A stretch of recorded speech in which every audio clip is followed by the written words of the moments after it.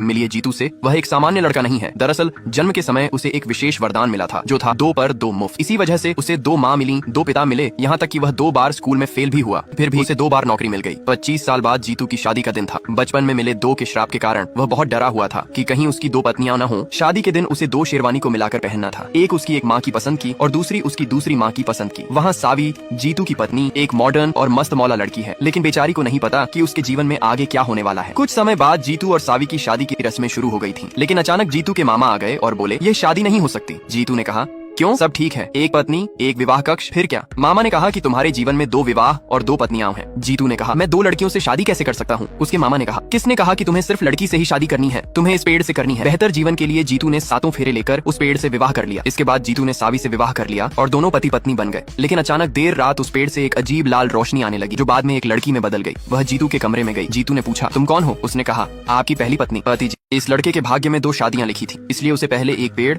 और फिर एक लड़की से शादी करनी पड़ी। शादी की रात वह पेड़ एक खूबसूरत जवान लड़की में बदल गया। जब जीतू ने उसे देखा तो पूछा तुम कौन हो? उसने कहा मैं आपकी पहली पत्नी हूँ, वही पेड़ जिससे आपने सबसे पहले शादी की थी। मेरा नाम लतिका है। जीतू को यकीन नहीं हुआ, इसलिए उसने सावी से पूछा क्या तुम भूतों पर विश्वास करती हो? सावी ने मजाक में जवाब दिया तुम्हें पता है भूत कैसे होते हैं? वे कॉकरोच जैसे होते हैं, जो कहीं भी और कभी भी आ सकते हैं। यह सुनकर लतिका बोली देखो पति जी, ये सौतन मुझे कॉकरोच कह रही है। अगले दिन जीतू ने कहा कल ही तो हमारी शादी हुई थी और आज तुम मुझे छोड़कर जा रही हो। सावी ने जवाब दिया और मुझे भी तुम्हारे चक्कर के बारे में कल ही पता चला। मुझे पता है तुम्हारा किसी लतिका नाम की लड़की के साथ चक्कर चल रहा है, तभी तो तुम पूरी रात उसी का नाम ले रहे थे। फिर जीतू ने सावी को मनाया और उसने घर पर रुकने का फैसला किया। जब जीतू बाथरूम से बाहर आया तो उसने लतिका को देखा और कहा तुम फिर से? लतिका ने कहा पति जी, आपने उस सौतन को 100 बार गले लगाया, पर मुझसे यह भी नहीं पूछा कि मैं कैसी हूँ। इसके बाद जीतू पेड़ के पास गया तो उसने वहाँ गाजरें लटकी देखी। उसने लतिका से पूछा कि वह ऐसा क्यों कर रही है, तो लतिका ने जवाब दिया क्योंकि यह मेरी पहली रसोई है पति जी। अगले पार्ट में देखते हैं क्या होता है। जीतू बाहर गया और उसने पेड़ काटने का फैसला किया, लेकिन उसकी भूतनी पत्नी लतिका वहाँ आ गई और बोली काटिए, इसे काटने में सालों लग जाएंगे। आज रात जीतू और सावी को बात करने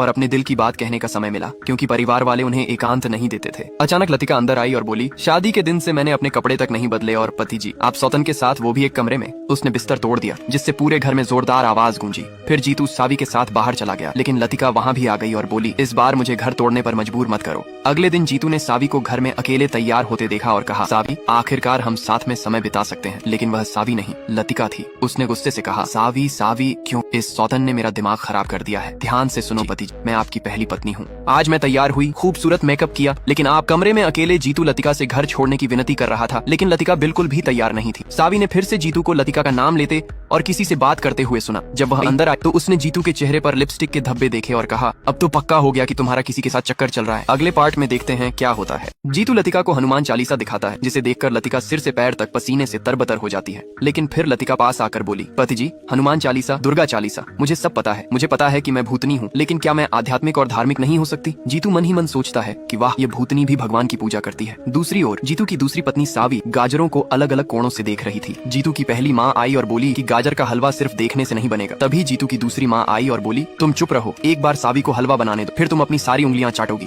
पहली माँ ने मन में सोचा देखते हैं कि वह उंगलियां चाटेगी या तुम्हारा दिमाग। जब हलवा तैयार हुआ तो सावी ने जीतू को बुलाया। जीतू ने हलवा खाते हुए कहा तुम्हारा हलवा दुनिया में सबसे अच्छा है, बाकी सब तो कचरे जैसे हैं। तभी लतिका वहाँ प्रकट हुई और बोली पति जी, आपने अपनी पहली पत्नी के हलवे को कचरा कहकर उसका अपमान किया है। लतिका सबके सामने आई और उसका रूप देखकर सब चौंक गए। लाल बत्ती जैसी आंखें और उड़ते हुए बाल। जीतू की माँ ने घबरा कर कहा तुम लाल सेब हो। उसने जवाब दिया लाल सेब नहीं, मैं आपकी पहली बहू हूँ। फिर उसने जीतू की तरफ देखा और कहा पति जी, अभी तक आपने मेरा प्यार देखा है, अब आप मेरा गुस्सा देखेंगे।